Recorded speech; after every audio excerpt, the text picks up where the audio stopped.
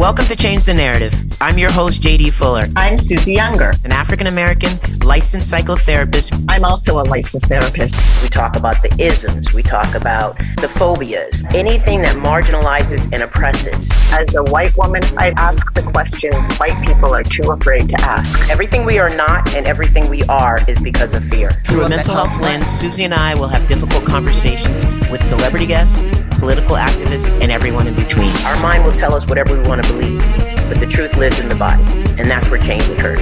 Are you ready to change the narrative? One of our very first guests on Change the Narrative with JD Fuller is back.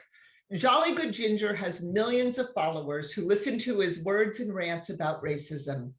Born in the mountains of North Carolina, Jolly was raised not just around racists, but by them.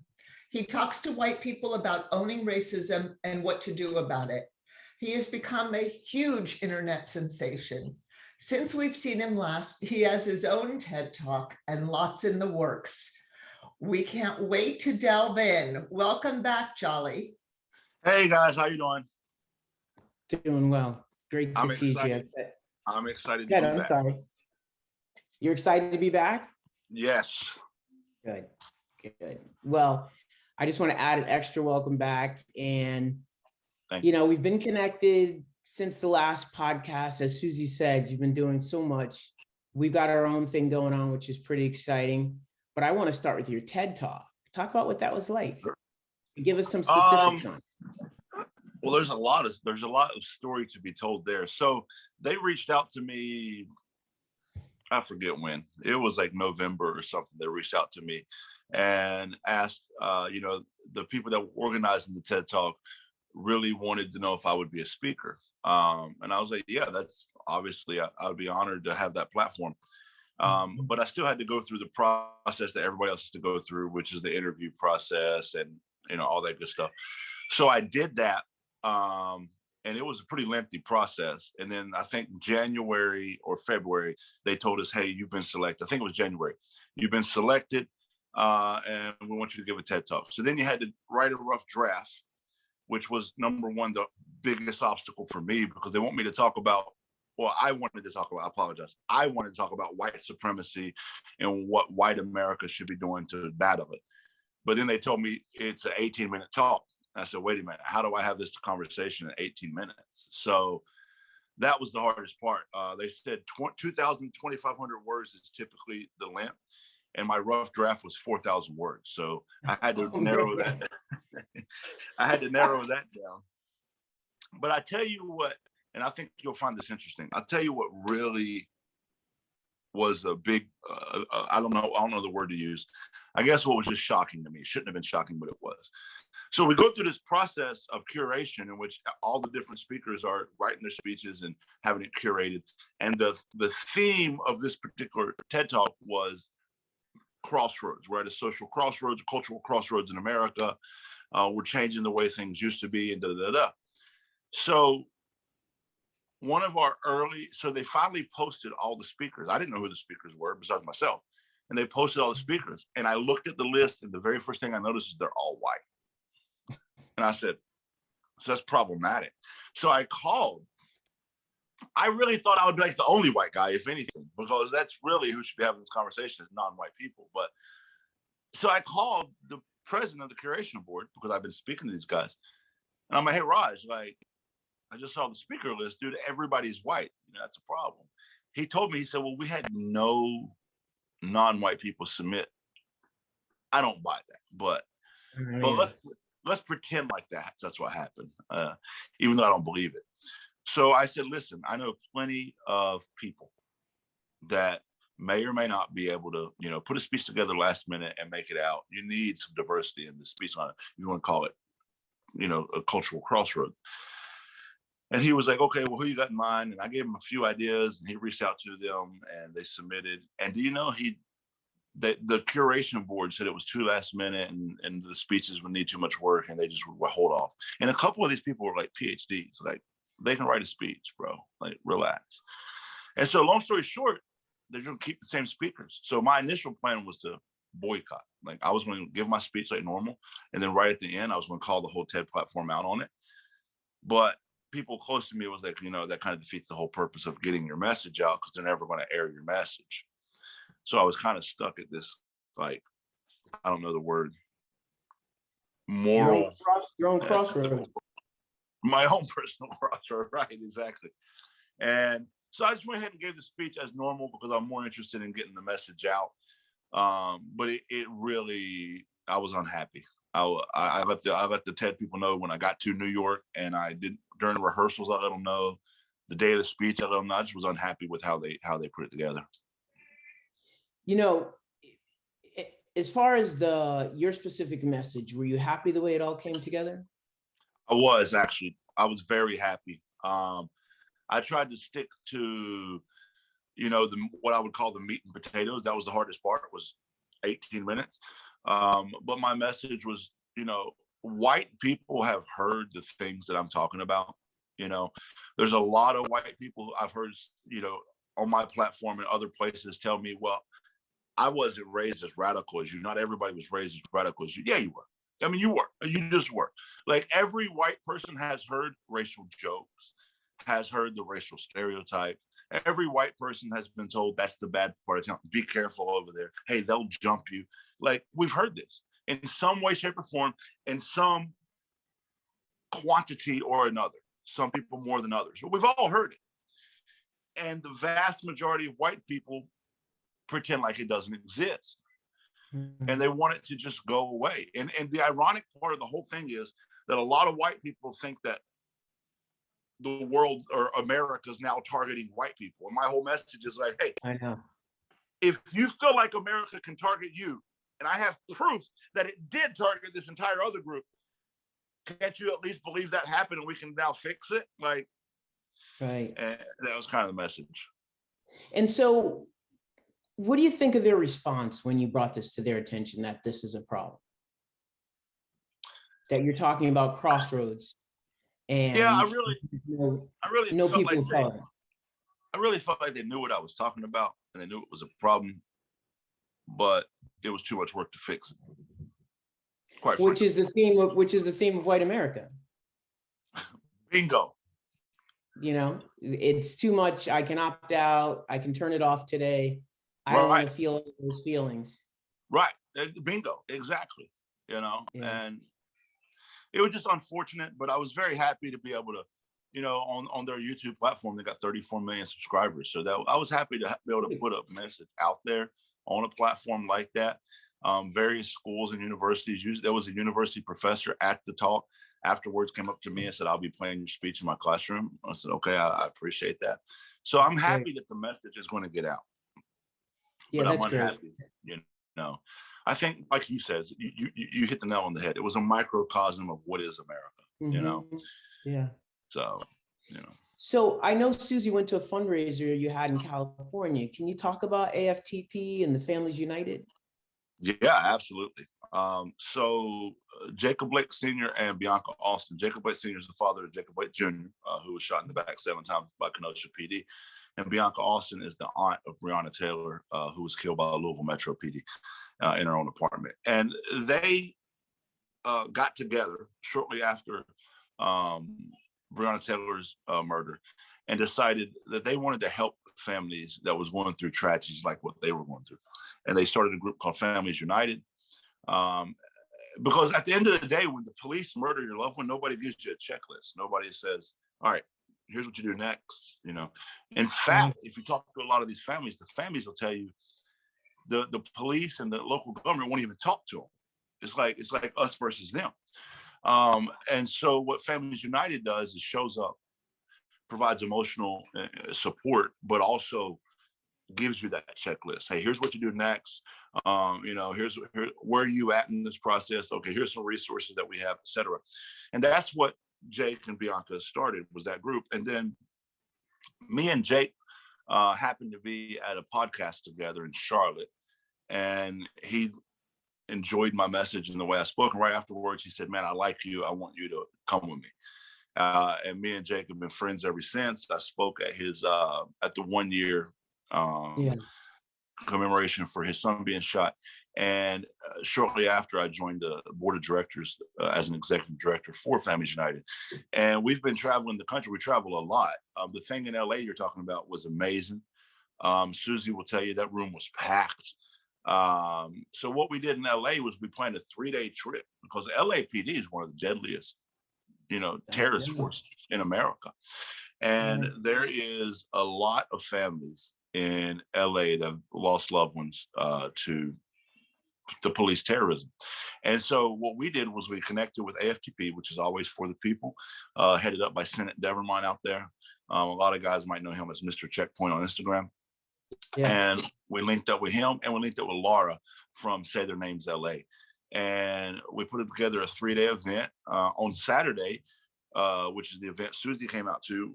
The Bourbon Room on Hollywood Boulevard was kind enough to give us their entire theater for free and give us food. Yeah, they didn't charge us nothing. They gave us their whole theater area and a buffet to host all these families. And so what we did was we had all the families, victims of police brutality, come, show up, and we did like a 5-minute speed dating type concept where one family member from each family sat at a table and another family member from the family would rotate, so that all the families got a chance to meet each other, tell their stories. We had like some prompts up on the screen on the stage where they could, questions that would be good to ask and just learn about each other's family. It was super powerful. The family said it was and we had about 50, I think it was 56 families there. And the family said it was the most healing thing that they had done since losing their loved one. It was very powerful. Wait, Russ, wait a minute. Russ, let me ask you a question. So yes, ma'am. That was a genius format to have them rotate around. That was a great idea. It was a way to create some like an interpersonal experience. So that was amazing. What a great concept. So I want to acknowledge that. And also, how did you reach out to 50 families? Say Their Names LA. I mean, all credit goes to Say Their Names LA and Senate Devermont. Families United, we just showed up and everybody thanked us for showing up. And I was like, what are you thanking us for? These guys put it together. So Laura out to Say Their Names LA, Laura is amazing. Laura doesn't get enough credit for what she does. She stays in contact with so many families in LA. She goes to so many rallies and protests, and she organizes so much stuff that the families there really respect her. And when she reached out to them and said, hey, we're doing this event at the Bourbon Room, the families just showed up, So we had that room packed. It was powerful. The chairman came through, Chairman Fred Hampton Jr. came through. And then, obviously we had the family of George Floyd, family of Jacob Blake, family of Brown Taylor was all there. And they also rotated and spoke to everybody. It was very powerful. I mean, I wasn't at a table and I wasn't rotating, but I was crying, Yeah, how can you not if being in that room? My God, it sounds unbelievable. So say what AFTP stands for again. I want to make sure everybody gets it. Always for the People. Yeah, it's great. I love it. It started out, it's funny because he started the Always Film the Police Foundation, but he wanted to do stuff that was actually right. And he wanted to start another foundation for the families of police brutality. And so he just kept the Always Film the Police acronym and made it Always for the People. Oh, that's great. That's great. Okay. And so when you all were out there and all the families were together, you had this, sort of cathartic experience for the families. Then what? Will they stay connected? What's the next step? Yes, we've stayed connected. We've tried to, work with individual families. I've linked up certain families with other people out there in LA who's helped, organize protests. And yeah, we're Families United. We want to make it united across the country. And where, we continue to help each other. It's got to be one unified voice. On Sunday, the day after that event, we met up at the Burlington Coat Factory where Valentina, which coincidentally I'm wearing her shirt. Okay. Oh yeah. But she was the 14-year-old girl that was shot by LAPD in Burlington Coat Factory, and so was Daniel Lopez. Daniel Lopez was the man that was shot during that event. And there's still no justice. So we held a big rally in their parking lot. We had a bunch of families show up who spoke. It was a super powerful event. We had local artists come out. We had local food trucks come out, and they all did everything was donated services. And then what was really funny or powerful, I should say, is after the rally was over, Laura from Say Their Name LA asked me, she said, how should we close up? This is such a powerful rally. How should we close up? I looked back at Burlington. I said, well, I plan on shutting Burlington down. You can go with me if you want. And she goes, okay. And so we had like a truck that we were using for a stage, and I was kind of emceeing the whole event. So I got up on the stage and I said, listen, guys, this has been powerful, but Burlington's open, business as usual. And this young girl and this man was just killed there. They take the money from the community, but they don't do anything to support the community when LAPD kills people in their store. So I'm going to go shut it down. And it was so powerful because everybody went with me. There was these two ladies. It was the most powerful thing. It brought tears to my eyes. There was these two ladies there. They had lost their sons to police violence. And they're Hispanic mothers, and they don't speak a word of English. And when they came up to speak during the rally, they had a translator.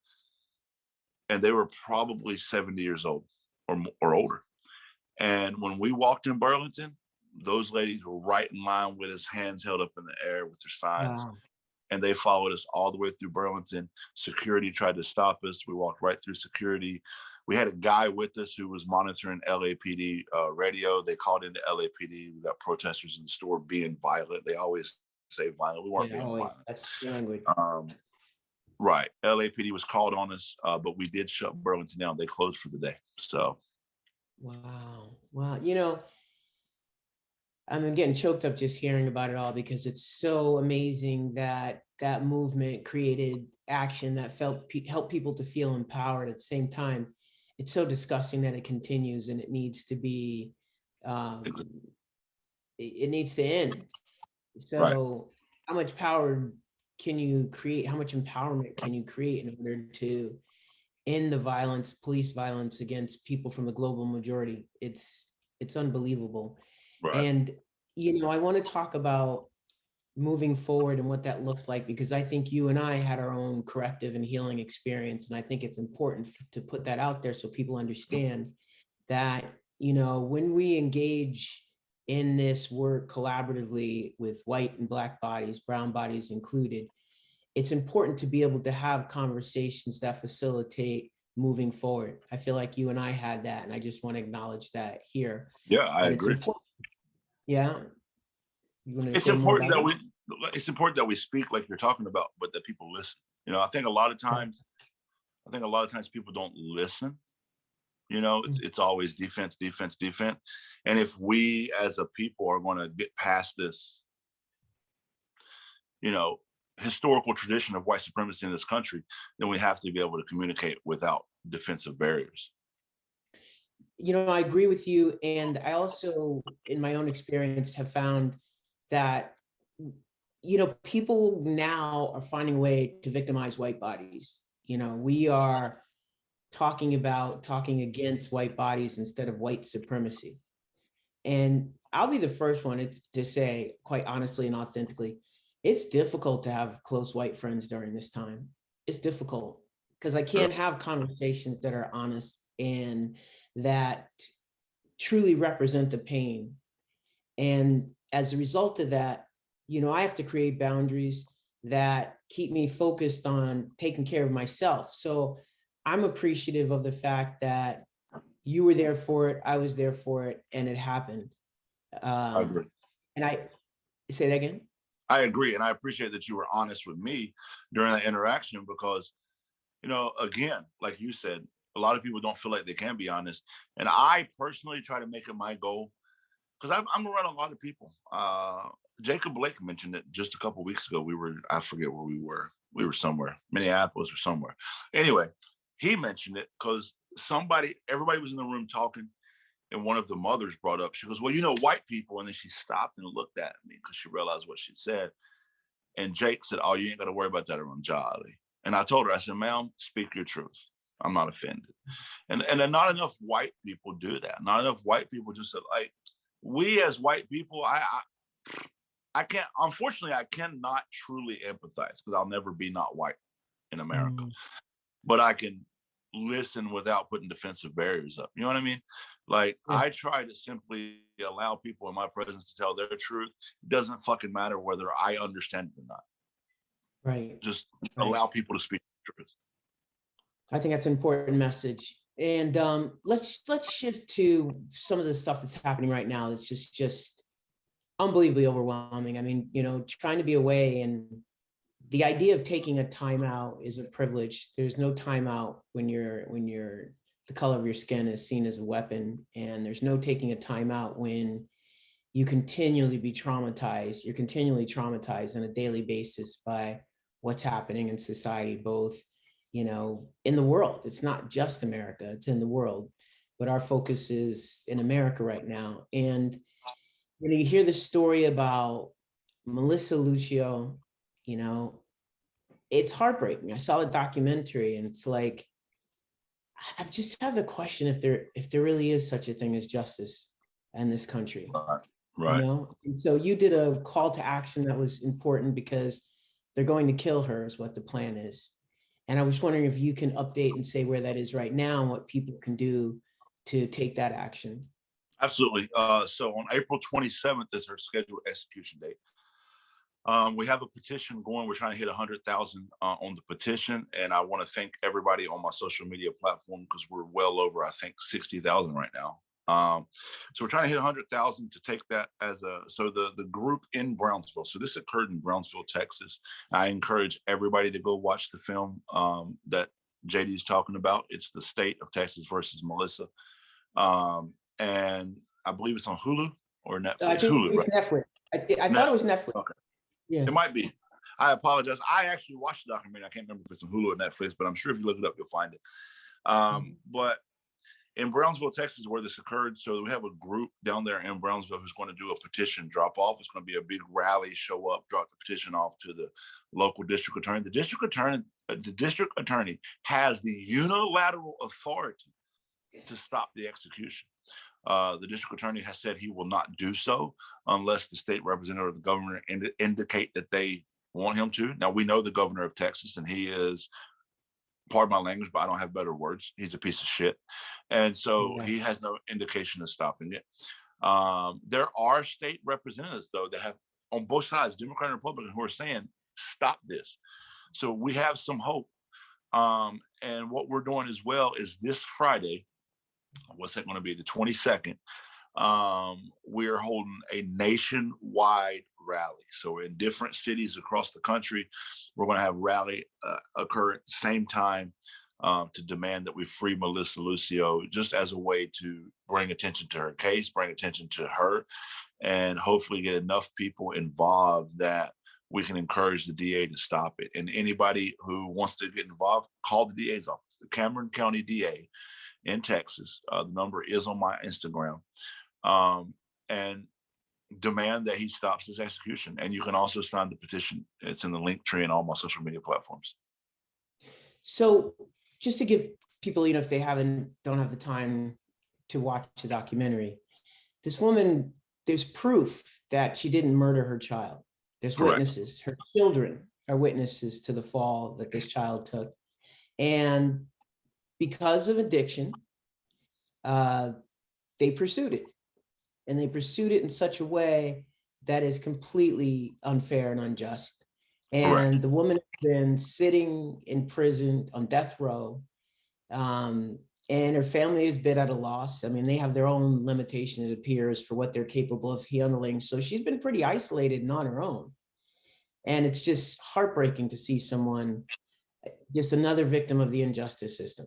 Yeah, so the child had a disability that caused her to fall. The child would fall frequently because there was something wrong with her leg, and she fell down the stairs. Well, initially she was okay, but then 2 days later she passed away kind of suddenly, and there was lots of bruising on her body. And they said, well, that's because she was beat to death. And all the children said, well, no, our mom doesn't hit us. And there was actually a ton of 1,000 pages of a CPS reports, because she had been reported to CPS multiple times. And people hear that and they say, oh, well, she's a bad mom. No, she's poor in America. That's why. They try to accuse her of neglect. But you know what? Out of 1,000 pages of CPS reports, she was cleared every time. And there's zero history of her hitting her children. Zero history of her hitting her children. And psychologists who study parents that beat their children have said she doesn't even fit the profile of people that hit their children. Right. And what we found out through other medical examiners, besides the ones that was involved, have said that when the child fell down the stairs, there was bruising on the back of the brain indicated a hit, and that caused her brain to swell up and caused the blood in her body to stop clotting, or to start clotting and stop flowing properly. That's where all the bruising came from. So we have very viable medical explanation to why the child looked the way it looked. And then we have the police who railroaded this mother within 24 hours of losing her daughter. Within 24 hours, her daughter died. They had her in an interrogation room and interrogated her well beyond any humane perspective and coerced a confession out of her. Yeah. And it's 100% a railroad job. It's 100% taking advantage of a poor brown woman in America, nothing else. And now she's going to be executed for a crime. Well, I'm not going to say that. She's not going to be executed. We're going to stop it. But they're trying to execute her for a crime she didn't commit. And she has, by the way, 13 other children that she now doesn't see, you know. And so it's tragic. And, you know, I would just add that the kids and the mother didn't try to hide her challenges with drugs. You know, they didn't try to hide it. But, you know, being addicted is not a criminal offense. It's a tragedy that needs to be dealt with with a human approach. Being poor is a disease. It's a disease, and being poor should not be criminalized. I mean, they were basically homeless. And I think it's fair to say there's some limitations, intellectual limitations, you know, based on a lack of access for this family. And that is used against them. And it's inhumane what's happening to her. And what happens, I mean, this is just one of the cases that's brought to light. I mean, the amount of people who are unjustly executed and, you know, in prison for unreasonable amounts of times it's more than a problem in this country. You know, it's an epidemic. It's a pandemic. I mean, it's disgusting because CPS is unfortunately 100% just a weapon of the government that's used. So it's weaponized predominantly against Black America and then poor America. And if you're poor and Black, well, you're really in a lot of trouble. And it's disgusting. It's disgusting, and I have no words for it. I was beat as a child, and CPS removed me from my home twice as a child. A lot of people don't know that about me, but CPS removed me from my home twice. I had bruising from my neck down to my ankles from being beat, and the second time I was removed from my home for over a year, but my dad got me back every time. And the point I'm getting at is, you know, CPS is not an efficient system. CPS does not actually care about children. CPS is used as a weapon, depending on the circumstances that's happening in that particular town with that particular family. You know, if they don't like you, you're going to lose your children, you know. And my dad being white, I'm going to go ahead and say it, my dad being white helped him get me back. And he never should have, quite frankly. But, you know, CPS, it does not work. It's just I couldn't agree with you more. You know, I'll say it to anybody who will listen. Think of a system that removes children from their families and then pays other people who might not, and in my experience, pretty consistently are ill-equipped to raise children more effectively than the family itself. But they're going to pay them. They're going to pay them to take care of the people's families instead of taking that money and investing it in healing the family itself, giving the family the resources they need, case management, staying with the families, removing the abuser, but holding the family system in place but accountable. How does that make sense? It just has to be white supremacy. It doesn't make sense. It makes no sense. It makes zero sense. And it doesn't work. It's proven over and over and over that it doesn't work. You know, child abuse and child neglect is an epidemic in this country. And that's a separate topic, but I often talk about how, you know, our elders tell us all the time, well, wasn't like that back in my days. Yeah, but the reason that child abuse and child neglect is such an epidemic is because the way you handled it back in your days doesn't work. Okay. And so, you know, it doesn't work. And CPS is broken, and CPS is just another tool of the system of white supremacy that's weaponized against poor Black, poor brown America. I won't even say it's broken, Jolly. I'll say that it's fixed to work exactly the way it does. Yeah, I agree. People are, these even the workers, they're paid a lot of money to be overworked and not be able to handle the amount of cases that they hold. It's impossible to manage the cases they manage. And so you're asking them to do an impossible task for money, that they wouldn't otherwise make, and think that that's going to make a just system. That doesn't correct the wrong. So I'm with you on the fact that it needs overhauling. I got into it with a clinician the other day who wanted to talk about the families, and I said, no, let's talk about the system. System is the problem. It always goes back to the system. There's nothing light about this show, but it's an important show. So we're gonna move forward. Let's talk about the call to action for Jimmy Atchison. Yes, please do. Go ahead. And so Jimmy, that's a disgusting story. Happened down in Atlanta. Very long story short, there was a lady, Kelly Brogan, she was a booster. So anybody who doesn't know what boosters are, those are people that acquire, what are those things called? Pallets worth of stuff, of goods. Yeah. And then they'll sell those goods on the street at cheaper than normal prices. Well, Kelly Brogan had boosted some stuff and was in the process of making a transaction to a couple of guys who robbed her. And they took her stuff and didn't give her any money for it. Well, her cousin just so happened to have been dating this guy, Jimmy Atchison. And for whatever reason, I don't know the reason, but Kelly was under the impression that Jimmy would know who those guys were. So she approached Jimmy with it and said, hey, tell me who these guys are that robbed me. He's like, I don't know anything about who robbed you. I don't know those guys, can't help you. Because he couldn't. We don't know why she thought he could, but he couldn't. She continually harassed the guy about it multiple times. And then he was like, you know what, give me your cell phone. Let me use your cell phone real quick. She said, okay, she'll give me cell phone so he could use it. But instead, he just walked off with her cell phone and kept it.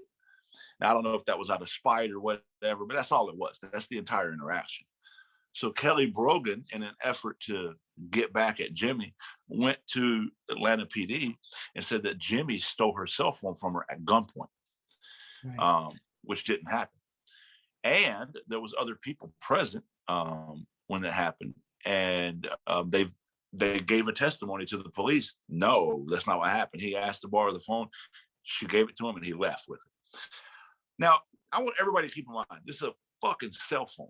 Like, the Atlanta PD, Atlanta of all police departments, has plenty of things going on other than somebody having their cell phone stolen. But for whatever reason, they really wanted to pursue this. And Officer Sung Kim of the fugitive unit, that's people who chase people who are fugitives of law, went to a judge and convinced the judge that Jimmy Atchison was a danger to society and that he had a gun, which he didn't. He didn't have a gun. No witnesses has ever said he's had a gun. We don't have any proof that Jimmy's ever had a gun, and he doesn't have a criminal record. But somehow they convince a judge he's a threat to society, and they get a warrant for his arrest. And they found out from word of mouth that he was at his ex-girlfriend's house watching his child and her child. The police show up in force, full tactical gear. Jimmy's like, what the hell? He freaks out, jumps out the back window, as I think most rational people would freak out. Sure. He runs to an adjacent apartment to a lady he knew there, and she lets him hide in her closet. The police come over to the lady's house to track him down to where he went, and they intimidate her. They say, hey, if you don't tell us where he's at, we're going to arrest you too, which is not only illegal tactic, but there's no grounds to arrest her. But under threat of duress, she tells them where he's at. They go to the closet where Jimmy is. One officer tells Jimmy, don't move. Officer Sung Kim says, come out with your hands up. So literally we have conflicting commands at that point. Jimmy comes out, hands up. As soon as he puts his hands up, boom, Officer Sung Kim shoots him in the face, kills him. This all started off of what can be proven to be a false police report of a stolen cell phone. Why the fugitive unit wants to chase down Jimmy Atchison is beyond me. And then afterwards, So obviously the family's pushing for, charges. And the district attorney at the time said that they were going to take this before a grand jury. Now, the reason you didn't hear this on this is interesting. The reason you didn't hear this on the news, national news, because Jimmy Atchison should have been a big story, it was the month before the Super Bowl that was being held in Atlanta. And the powers that be in Atlanta came out and said, we don't want this kind of negative publicity. Let's just wait till after the Super Bowl to talk about it. So it got like a 10-minute blurb at the 9 o'clock news, and that was it. And then the DA was going to take it before the grand jury. But in January of 2020, all the grand jury hearings got suspended due to COVID. And then by March, everybody shut down. During the time that there was holding no hearings, the DA changed. So now it's a new DA. Now it's DA Fannie Willis. Fannie dropped it. When everything started back up, she dropped the case and gave Officer Sung Kim the choice to retire. And he chose to retire. So now he's drawing benefits, and he now works for the federal government in another law enforcement position. It's disgusting. There's no words for the system. There's no words. And just another reason why I can't endorse. It's terrorism, and another reason why I can't endorse sports. They just always seem to be connected in some way to the cover up or the conspiracy, because it too is a part of the system. The fact that happened in Atlanta, I wish I had words. I feel inarticulate at the time. It's just heart-wrenching. And, Jimmy, a black male, right? Yes. And 21 years old. 21 years old.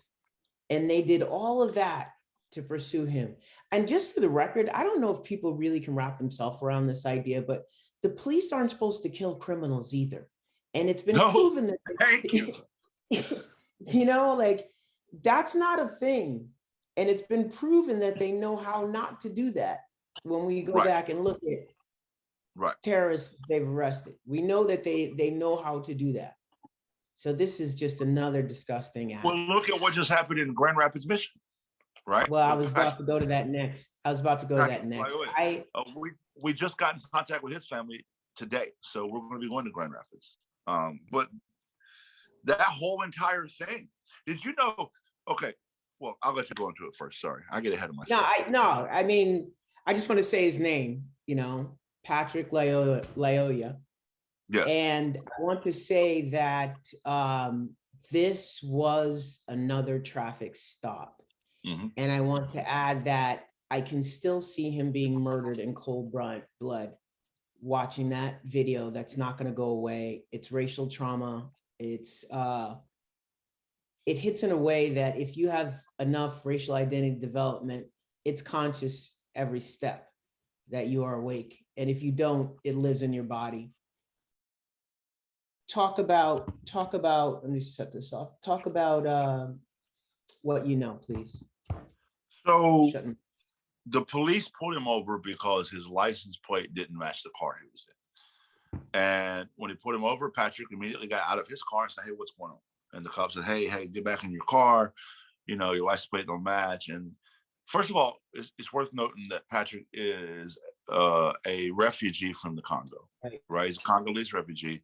So, probably reacts a little bit different, because what a lot of Americans don't understand is in other countries, people with guns don't just stop you and ask you questions, right?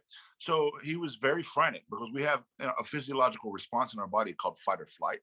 And when a guy with a gun pulls you over and is literally demanding that you follow his commands, you're going to be frightened, especially if you're not from this country. And so Patrick ran. That right there is where a lot of people are missing the conversation. Chicago, and I'm going to give Chicago credit, in 2021, last year, they passed a policy. It's a no foot chase policy. If a suspect runs, and this has been neat, I've been talking about this for 10 years. I'm so glad to see people finally pass it. But if a suspect runs on foot, unless they can be deemed to be an immediate threat to society, you let them run. In this case, you got his car, you got the license plate, you got all the stuff in it. Let him run. Run. Now, granted, this was in Grand Rapids where they don't have a police chase policy. They need one. But my whole thing is that needs to be part of police training across the country. Police training needs to be, when do you actually need a gun? You don't need a gun. George Floyd, counterfeit $20 bill. We don't need guns. In fact, we don't need police in that situation. Patrick Lyoya, he ran because he was scared, because that's a natural physiological response. We have to stop training police officers to deal with natural physiological responses negatively. It is very, very natural that people don't want to be locked up. People don't want to put their hands behind their back. People are panicking. People are thinking about what's coming next. I'm going to jail. This is all natural. And if you're going to be a police officer arresting people and you cannot deal with that natural physiological response in a healthy, safe way, you don't need to be a police officer. But here's the problem. Police training tells these officers, you're always in danger.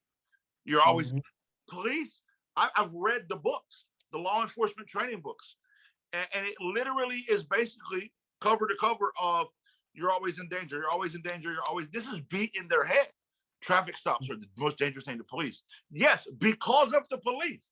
Do you understand what makes it dangerous is your presence? So people say, and I got into an argument with my mother just last month. My mom put something on Facebook about, because my mom supports everything I do, but she put something on Facebook and to the effect of, not all cops are bad. I said, well, you're wrong, Mom, but everybody's allowed to be wrong. And she got to it. She called me. She goes, how can you say all cops are bad? I said, because they are. It's pretty easy. All cops are bad. I have no problem. No qualms whatsoever saying that. Because what you're trying to sell me is the good people theory. Yeah, there's good people, but it doesn't matter. They're not a cop until they're trained. A person's a person until they're trained. A cop is an occupation. And we train people to become cops. And the training that we give these people to become cops is why people die. Good people are going to kill people once they're a cop. I don't care if they're a good person. Because during their training, they're told traffic stops are dangerous. If the suspect's not resist or not cooperating, that's dangerous to you. If they reach in their pocket, that's dangerous to you. If you can't tell what's in their hand, that's dangerous to you. And if you've been told that everything that happens is a threat to your life, you're going to react in response. Cops are reacting thinking that everything is a threat to their life, and so they think they're saving their own life. No, you're just killing people. The fact is, only about 40 cops die a year. 40! And there's 800,000 cops on the force. I need somebody to show me the statistical, numerical, quantifiable evidence that we're using to train cops that everything's deadly, when only 40 of them die a year, whereas 1,000 citizens die a year. So the fact that this cop chased Patrick Lyoya down, he pulled his taser out. Patrick grabbed the taser, because that's a natural physiological response not to want to be tased. Patrick was stronger than the cops, so the taser came from the cop's hand. They then fell to the ground. He's yelling, give me my taser from the on top of Patrick Lyoya's back. With his head down. Let's not forget. Yeah, emphasize that. Head down, face to the ground, hand on the back of his neck, body on the upper body part of his back. Where is the danger? Where's the danger? You have full control of the situation. Another thing a lot of people might not know about me, but I practiced Brazilian Jiu-Jitsu for many years. I'm very well skilled in the craft of Brazilian Jiu-Jitsu. I'm good at it. And one thing you learn in BJJ is dominant positions. And the most dominant position you can have in a fight is someone's back. It is the premier dominant position. When you're on the back of someone, you can control the entire fight. So not only was the threat as minimal of a threat as it could be, but the guy with the gun, was in the most dominant position he could be in. And he still opted to pull his gun out of his holster. And it sickens me to my stomach to say this, but he shot that man in the back of the head. That is gross. It makes me want to throw up. When I first saw the video, anyway, that's too much. And none of this should happen. You cannot tell me there's good cops, because I don't give a fuck. Because we train cops to kill people. That is what we train people to do. Because the cops are told, hey, you want to go home tonight? You're the good guy. Remember that. You're the good guy. And everybody's out to kill you. And that's just factually untrue. So as long as we're training cops across the country that they're always in danger, then this will always be the result. There's nothing more to add to what you're saying other than, incredible grief for this family. And, Absolutely. People say, don't watch the video. It doesn't matter if I watch the video. It doesn't matter if I watch the video. The trauma still lives and hits me and attacks me and other people who look like me as if we watch the video, because we still remember Emmett Till. We haven't recovered from Emmett Till. So so when people say post George Floyd, I want to friggin' scream. There's no post anything. Right. There's no post anything. There's nothing to celebrate. I understand we have to find hope and celebration somewhere. But as I told this group of doctors that I taught in a class last week, I'm relying on you to have the hope, because I no longer have hope. I'm relying on faith. And the fact that I can get up every day and do what I do is all I got.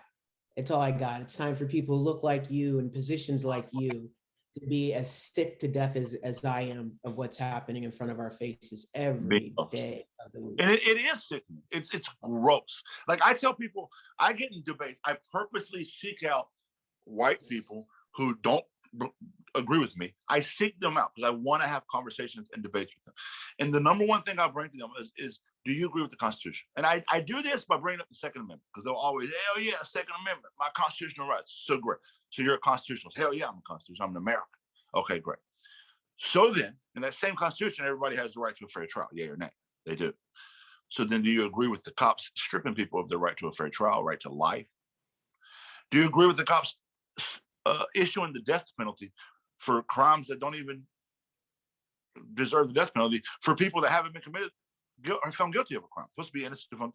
So once you start breaking that down, obviously they go with the whataboutisms and try to go around, but you can't. There's no escaping it. In this country, if you call yourself a patriot or you love America or any variation of that language, and you're okay with extrajudicial killings when cops murder civilians, then you're not a constitutionalist, you're not a patriot, you're a fucking fascist. You're nothing more.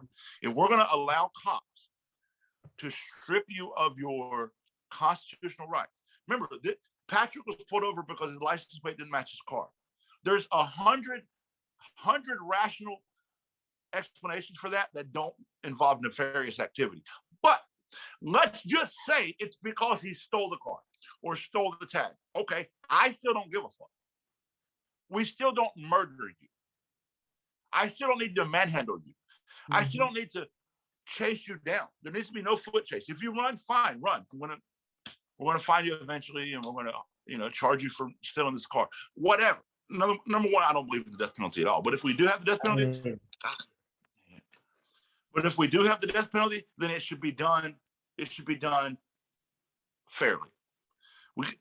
Cops don't even, in this country, they don't even get enough training. I'm not even going that road. But the point is, if you believe in extrajudicial killings, that cops are the judge, jury, and executioner, and you think that's okay because somebody resisted or somebody might have stole a car or somebody used a counterfeit bill, if you believe in any of that, then you're an inhumane piece of shit. I'm sorry. You're not a patriot. You're not a person. You're not even a decent human being. You're bad. You're evil.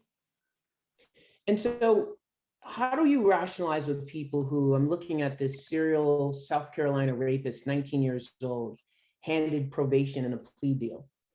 How do you use that in your argument with them when it's so obvious, crime while white has a different outcome than being a black. It's also, talk about that. There's so much to it There's the people that, like you said, the serial rapists who got probation. There's Brock Turner, who got 6 months and only served 3 of them. There's so many. There's Kim Potter, who got 2 years, right? Mm-hmm. There is Amber Geiger, who walked in somebody else's apartment, Botham Jean, say his name, who walked in Botham Jean's apartment and murdered him in his own apartment and got 10 years. And then we look at people that were arrested with drugs, they get 120 years, 140 years, all these absurd, asinine sentences. And if any human being cannot say, wait a minute, serial rape probation, right? Rape behind a dumpster when a girl's unconscious, 6 months. Walking in somebody's apartment and shooting them and killing them, 10 years.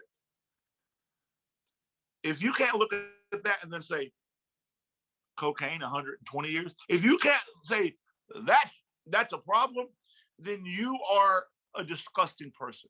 You're out of touch with reality and humanity. Because the fact is, drug sentencing was created to target Black people. That's not a conspiracy. The Nixon administration openly admitted it. They openly admitted that they couldn't target the Black liberation movement. They couldn't target the Black Panthers. They couldn't target Black America. So what they did was they targeted drugs and then convinced America that Black people did drugs. It's ironic because I did a video the other day and I was talking about the dog whistles in this country song. This country song kept talking about drug dealers and dope dealers. And I pointed out that they use that language specifically because they're talking about Black people. Because I grew up around these folk. I know how they talk. And a lot of people rebutted me by saying, well, no, you're wrong. And if you did your research, you would know that this song was made during the 80s when the crack epidemic was the biggest problem in America. And who does more crack than anybody? Black people. And it's like, here's the irony of it. Here's the irony of it. The crack epidemic was never a real thing. That was made up. Right. And crack is just another form of cocaine. Right. If we look at cocaine use, white people, they hands down use way more cocaine and crack than any Black person. So the fact that you said that to me means that you've bought into the systemic propaganda that was put out to make you think that Black people are out doing crack in hordes, and that's the biggest problem in America, so we got to arrest them. Like, dude, the irony is that you think you're right because you fell for it. So when I tell you that you fell for it, you're not going to listen. Yeah. It's look, you and I could go on for hours about this. This is all just recently happening. I mean, the fact that they're still talking about Will Smith when all of this has happened, the fact that they're still talking about Oscar So White and the garbage that happens in the celebrity world, when this kind of real shit is happening to people, is both mind-boggling and disgusting at the same time. And it makes me wonder where the heart of America is. And so it seems like the louder we get about murder by police, the less there is to be done about it, or the less they're doing about it. What do you think about that? I mean, there's this feeling of futility sometimes as a person who wants to change the system, as a person who wants to, because my desires in America are not just, I don't want to just be an activist. I never even used that word until really, but everybody started using it, so I just use it. But, my desire is not just to speak up, be loud. My desire is truly to witness groundbreaking revolutionary change in this country because, as you pointed out earlier, the system's not broken. It's working exactly the way it was intended. So without revolutionary change, nothing changes. And so sometimes, and I travel to a lot of cities and I meet a lot of families that face terrorism, and I'm involved in a lot of protests and rallies, and I do a lot of stuff on social media. I'm a part of 1,000 Zoom calls talking about this stuff. And sometimes, actually a lot, you hang up from all the Zoom calls and all the rallies, and you're by yourself and you're in your house, and you just think to yourself, like, this shit's impossible. You think to yourself, like, the amount of revolutionary change that must happen is going to require all these dumb people that don't even want to get on board with it even being a problem to be on board. And so, like, there's this uphill battle of getting 65% of white America to even see the problem. To have, but then, in my darkest moment, when I'm having those what ifs, futility thoughts, I think to myself, I'll just scream louder. I'll just fight harder. I'll just get more people. My whole thing is, I'm going, and you're coming with me, willingly or unwillingly. My whole thing is that 65% of white America who don't even want to recognize the problem. I'm over caring. My whole thing is, if we get enough people in enough places then the change is coming. Like that Sam Cooke song, change is coming. And it's unfortunate. Change could happen faster. Change could happen far faster if more people would recognize the problem and become a part of the solution.